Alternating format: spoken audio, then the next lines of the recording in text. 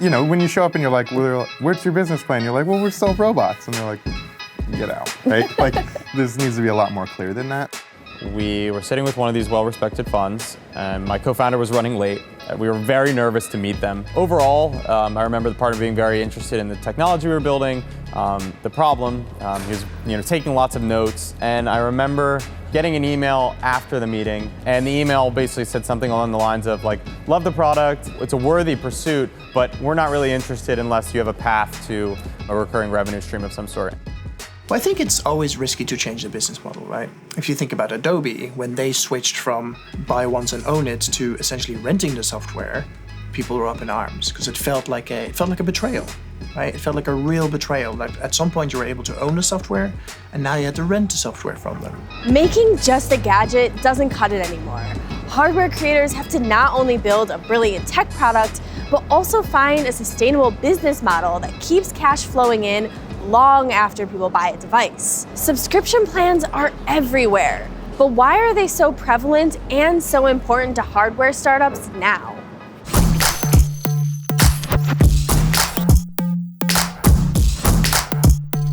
We literally needed probably $100 million. So that's like the thing that nowadays we've raised about 170, but at the very beginning we raised 1, and then we did 5. And then 5, and then 10, and then 50, and a lot more. But it was very incremental. It was like, let me see if you can make this at all. Adam Wilson is one of the co-founders of Sphero, a connected toy company that makes programmable robots. You've probably heard of them. The company came up through an accelerator called Techstars, which forced them to hone their business and think about how it could be sustainable. Although the company still sells one-off robots to people like you and me, that's only part of their business. Sphero has an entire team that's dedicated to selling robots to schools on a recurring basis. We usually do 1 30-pack per school, sometimes more if it's like a school that will be doing it a lot.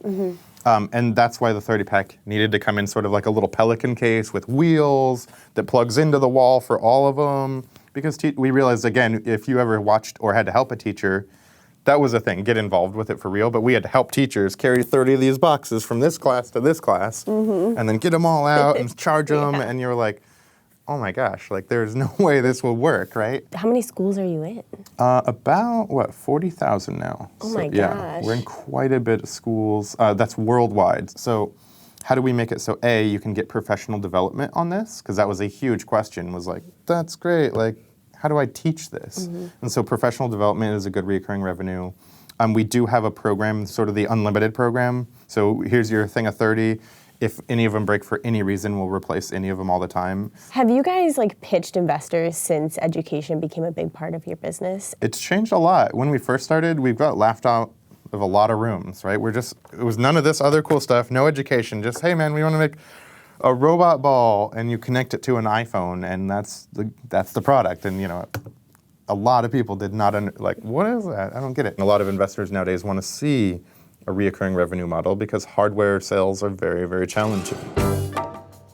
Businesses with the best economics are subscription businesses because there's this low cost to acquire the user, and then you're making money on a recurring revenue basis on that existing sunk cost. And the successful businesses we've looked at in the space, it's always been, hardware sort of this Trojan horse for a software play of some sort.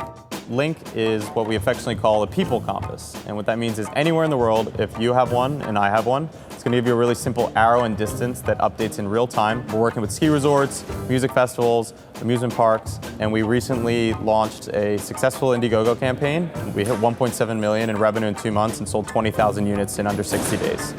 Because Link is unique in the sense that we are independent from phones or networks or apps or anything of that nature, we had to be a little more clever or creative about how we got to that recurring revenue, and that's where that rev share model came about, where we're licensing the hardware and then rev sharing on the rentals to the end customer.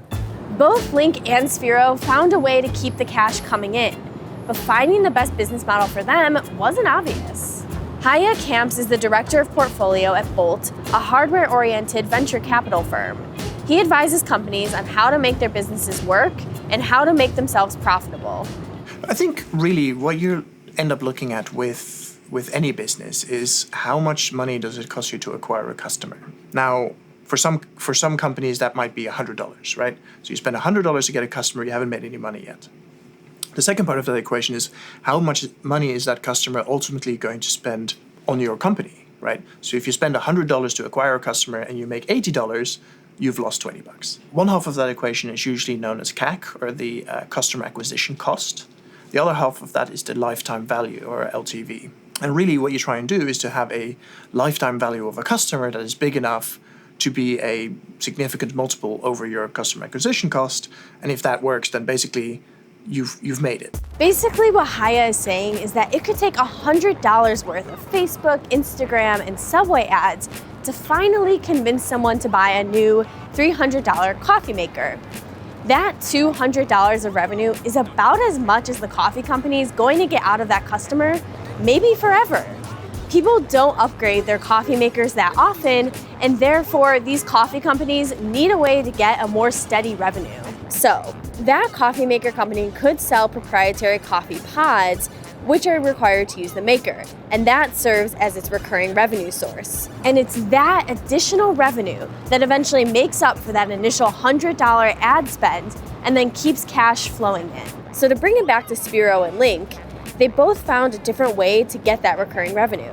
Sphero's education market allows them to sell robots to schools, while Link takes advantage of a revenue sharing option by working with amusement parks and other big spaces that license the devices from the company and then share the profit they receive when customers rent them. Basically, companies have gotten creative. I think in the hardware space, there's a couple of kind of companies that have really, really made it. I think Peloton is a really, really good example of that. For one thing, because it was a weird idea, right? It's like, it's an exercise bike. Are people really going to spend $2,000, $2,500, whatever it is, on an exercise bike? And on top of that, spend $40, $50 on a subscription every month to be able to ride that bike you've already bought. It was a huge gamble. The thing that was actually turned out to be really interesting is that if you think about the $400 exercise bike you can go to Costco and buy versus a Peloton, yeah, the Peloton is nicer, but ultimately you get the same exercise. So the real value from Peloton came from the content. And I mean, I'm a massive media nerd. I think content is really important. And I think that is a way to build a real relationship with your customers. And so what they discovered was, we're not a competitor to the $500 Costco bike. We are a competitor to spin classes, to SoulCycle, to all those kind of things. And so if we want to replicate the SoulCycle experience, it isn't the bike that makes it good. It is the fact that there's somebody at the front of the room pushing you, that over time you build a relationship with, who points at you and goes, "Hi, you can do better." "Yes, I can do better." And you work a little bit harder. And what they were very, very good at doing was replicating that experience in the home. Armed with its subscription plan, Peloton is now reportedly looking to go public with an IPO. It's said to be worth at least $8 billion and to be profitable, all thanks to that recurring revenue. It's obvious why investors want to see that constant cash flow. It ensures they'll make more than they invested in the first place. As a person who does invest, and I have other things that look to investment, if you don't have that recurring revenue, you are literally going to spend a certain amount of money per robot or per device or whatever it is to sell them, right? Your market cost. And currently in this world, that plus the bill of materials for any hardware is usually about the price that you can sell it for.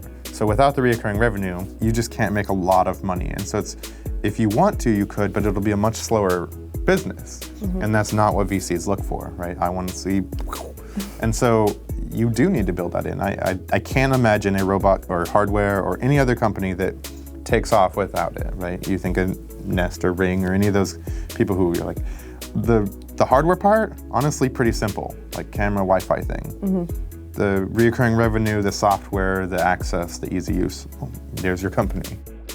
So I think what's great about a lot of these subscription businesses and licensing is that it kind of works better for both sides of the equation, especially in our case. Like the end user is getting this really low barrier to trying the product, over and over again. It's less capital outlay, and then the business is able to generate better economics on the hardware, the assets that they built. As an end user, you're paying this small nominal monthly fee that obviously does add up over the longevity of the product, but generally what that comes with is new updates, new products, the ability to use whatever is newest and latest and greatest.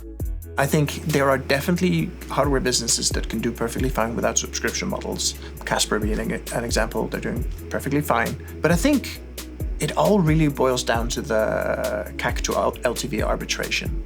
So how do you make sure that your lifetime value is high enough to make it worth acquiring the customers? And for a lot of companies, I just think that means that unless you can figure out a way of having a subscription model attached to that, it is very hard to meet that ratio that makes any sense. I've always wondered what it'd be like to live in a world in which I don't own anything. And I soon might be able to find out. I can already rent my car, my home, and my clothes, so why wouldn't I rent my gadgets too? That might be one of the only ways to keep the hardware business alive. Hey there, thanks so much for watching this episode of In the Making. Stay tuned, May 14th is our final episode, so be sure to subscribe to The Verge so you don't miss anything. All right, we'll see you later. Bye.